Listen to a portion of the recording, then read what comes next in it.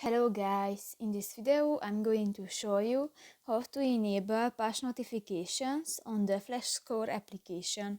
But first of all, I just want to mention, please don't forget to subscribe to our channel, because at 100,000 subscribers we are going to show you our YouTube revenue statistics and growth strategy, how to make money online. So let's jump into it.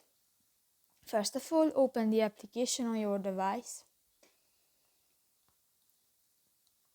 Tap to the settings icon at the upper right corner of the screen, and in the push notifications section you can find the first option, the enable push notifications, and if you want to enable, just click to the next white circle and done. So that's pretty much it for this video guys. See you in the next one. Bye bye.